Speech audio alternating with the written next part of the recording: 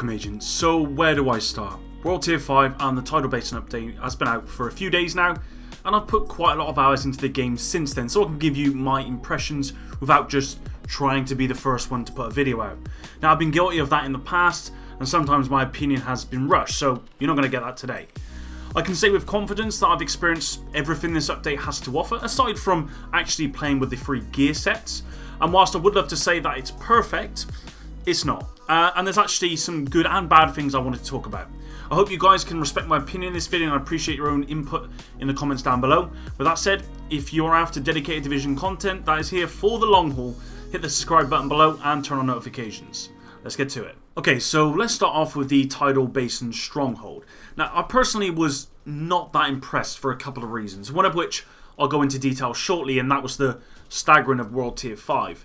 Now, the Tidal Basin Stronghold itself was actually a really cool environment. I really like how we kind of started on land, made our way into the huge hovercraft, and finished up on top of fighting Wyvern. I really like the way the mission flowed. I like the NPC interactions, and to me it felt like a really good, well thought out stronghold.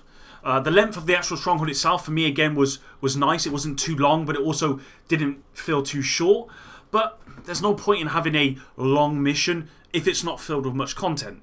And that kind of leads me on to a few things I didn't like. So, going into the stronghold, I wasn't expecting any sort of mini raid, but I was expecting some unique mechanics, even if it was just one unique mechanic. Considering this was the final stronghold, the thing we'd all been waiting for the last couple of weeks, the thing that we were going to finally take down to complete the campaign, and it would kind of set our expectations for the raid. So I was expecting something unique. Well, it kind of did set my expectations, but not in a good way. My main issue with Tidal Basin wasn't that it was too easy, which it was, but because it had nothing unique, nothing that made me excited for future PvE content, especially the raid. An example of this would be the Warhounds. If you remember, it was carrying the antivirals. I remember the narration saying we'd have to stop the Warhound, which we could see across the lake. And I remember running up to this and thinking, you know, this is going to be great. This is going to be a really cool encounter. I'm expecting this Warhound to run away. We'd have to chase it. All of that good stuff. Well, that's not what happened. You run through the map. You intercept the Warhound. And because the story campaign is so easy, just like the rest of the stronghold, you shred through the Warhound in less than a second. It doesn't even have a chance to run. Now, what I decided to do was actually run through this again on hard to give that Warhound some chance to actually move. And the Warhound did move, but you didn't need to chase it. It simply ran to the EMP device at the back of the map and sat there until we destroyed all of the NPCs and then finally destroyed it. It did nothing, it just sat there. It didn't run away. It was very anticlimactic because I was expecting this Warhound to run away and we'd have to chase after it, and that would be something different, something we haven't really seen too much, and it would just give you that excitement. I was expecting something more than it just being sat there doing nothing, and it felt like that all the way through. It felt like there was nothing really there. Now take the final boss and the missile launchers again as another example. Now it took like 5 bullets to shoot 2 targets on each missile launcher, and that was it. Wyvern had this invulnerability which has been done before, and for me it just prolonged the inevitable. It didn't do anything. It wasn't at no point did I feel like Wyvern was going to, you know, destroy me, or I was in much trouble. It was just a case of waiting for Wyvern invulnerability to go down, and then you could shoot her, and then rinse repeat.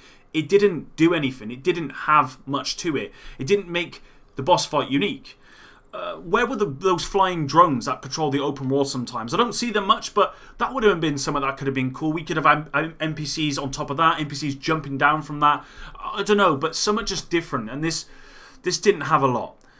I think for me, I was just a little bit disappointed with the lack of unique mechanics, and unfortunately, my expectations for something interesting in the raid are all but gone at this point. World Tier 5. Now, I think the devs made a big mistake when they staggered World Tier 5.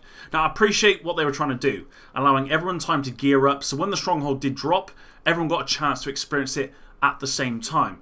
I get that, and I'm all for inclusion and the thinking behind it, but what I found was that I never once had to worry about being in cover when playing through the Tidal Basin as part of the story campaign, because my gear score was and had been 450 for a while, so the content was just far too easy. I just don't understand the point of staggering it, and especially for the length of time they staggered it for. Most people had min-max builds at 450 before they got into the Tidal Basin update, and it just made it too easy. And it wasn't just the gear either.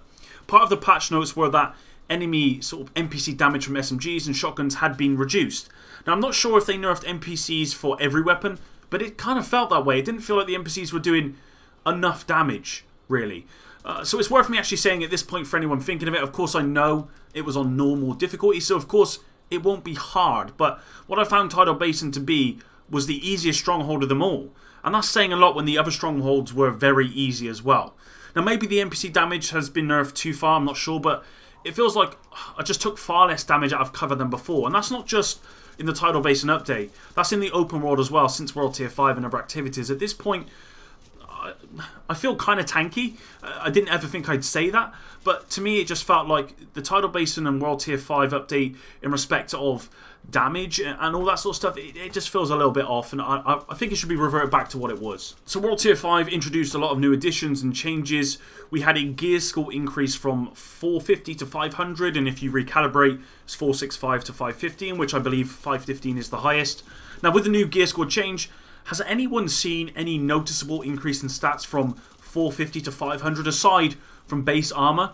I found that a lot of 450 pieces actually have higher attributes than most 500 pieces I found, which is a real shame. On top of that, once you hit gear score 500 or higher, you'll find that your gear will probably drop at gear score of around 450 rather than the current gear score you are.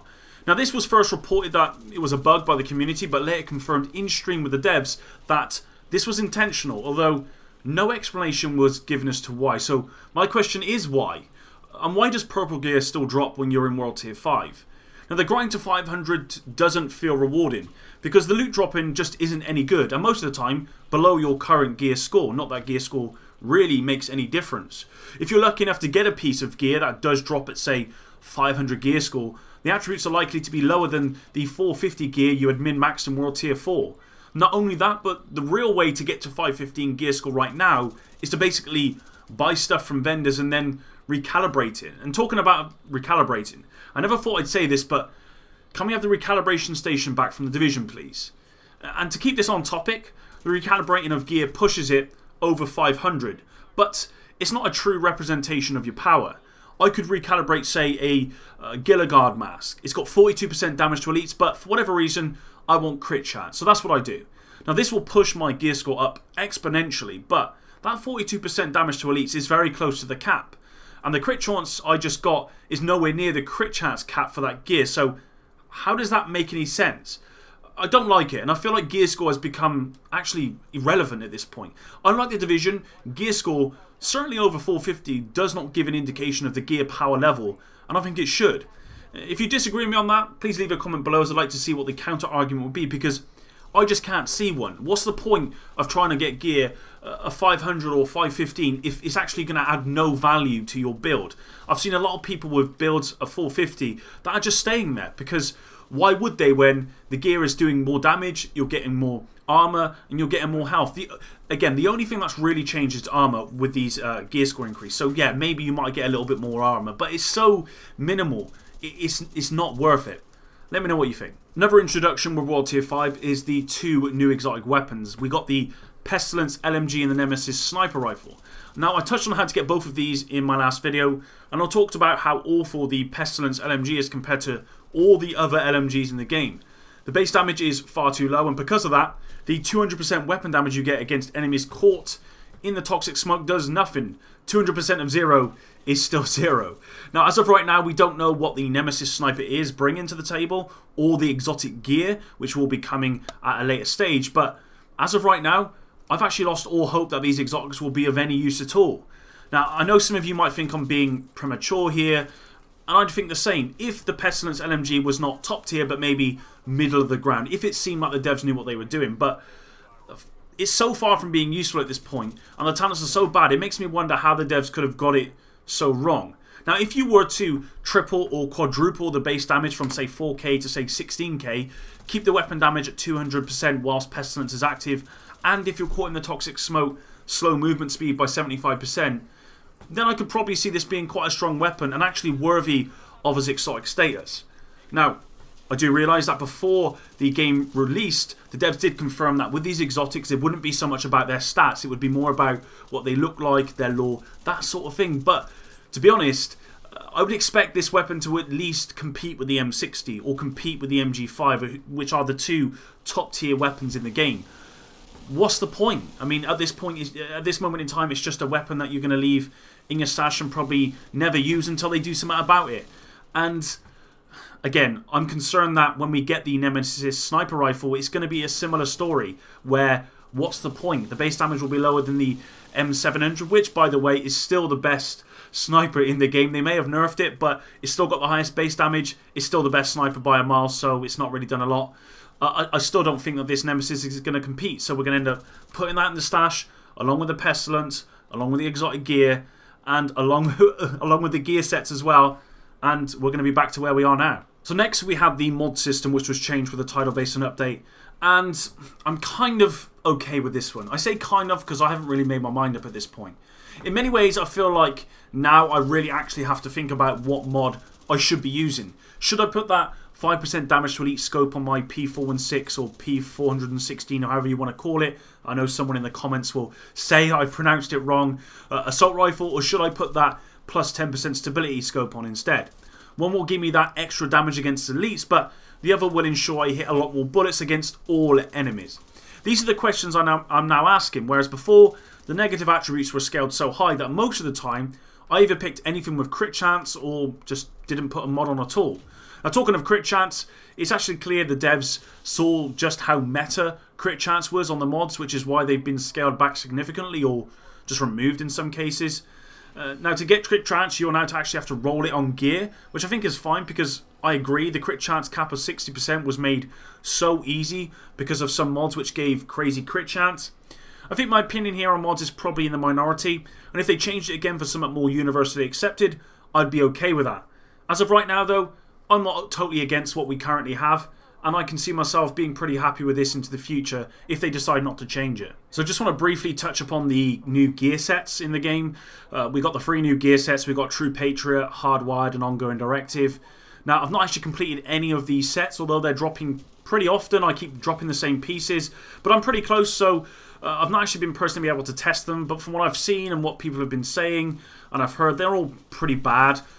The True Patriot being the best of the bad bunch, effectively. Now, Marco Style made a really great in-depth video on them, and I think he covers it off all, really. It would appear the gear sets do not function as intended, and the devs have decided to reduce their power so as not to replicate gear sets from the Division. The problem is none of them appear to have any value compared to a standard brand set build. And I can just take, for example, something like the True Patriot or even like Hardwired, which gives you these 2-piece bonuses like 25% weapon handling. Well, 2-piece bonuses, I could get something like, I don't know, 2-piece Douglas and Hardin. I could get that extra accuracy, get that extra crit damage. I could also get damage to elites on the 2 pieces, giving me 30% damage to elites. I might be able to get another talent on there. I could get other stats. And, you know, it's just not competing on any level. At the moment, the brand sets, the gear sets, sorry, they just don't work. They're just not good, and they've really not been thought out from what I can tell. Again, I've not tested them. This is just from what I've seen. But they don't appear to be working like they should. And so, as of right now, I've just pretty much put all of mine in my stash, and I'm just going to be using all of the brand sets, certainly up to the raid, unless they do something about them. Now, technically, the game has become a bit of a state since the update, is probably the best way of saying it, with some game-breaking glitches that have been going on and significant technical issues. Recently, there was an infinite gear glitch involving projects and daily missions, which is why they've actually been removed for now. Unfortunately, it would appear another game-breaking gear glitch has actually been found as of today, and I think has already been reported, so hopefully that'll be fixed soon. And I've seen a lot more T-poses since the update came out, and a lot more texture issues popping. And I feel like we've been here before, 3 years ago. But I'm encouraged that this time around the devs appear to be acting on all this stuff a lot sooner than before. It's just a shame that this stuff is still in there. Technically, the game is actually worse since the update, at least for me. I've seen online a lot of people talking about technically how the game is going, and it doesn't appear to be in a great way. So yeah, that's all I'm going to say about the technical side of things. So those are the main things I wanted to address in today's video. Now, it's important to note that I'm not saying this game at World Tier 5 is bad, because that's just not true. I still love this game. I still think it's an absolutely fantastic game.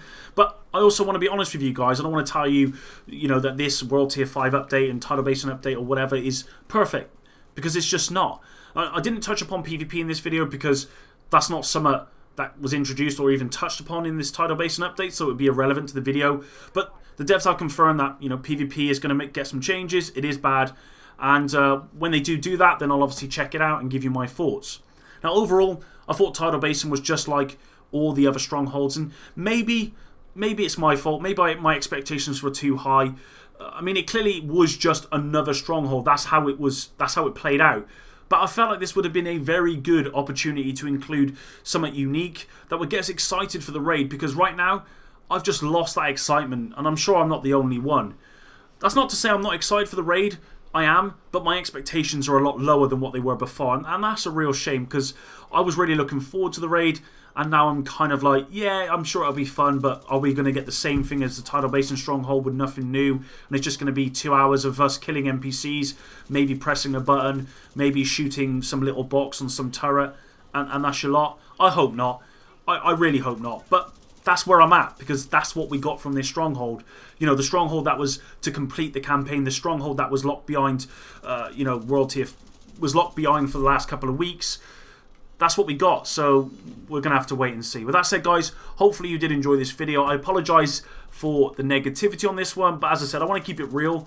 I don't want to lie to you guys. I want to be as upfront, as honest as possible. Of course, stay tuned for all upcoming The Division news, because that's what I've got for you guys.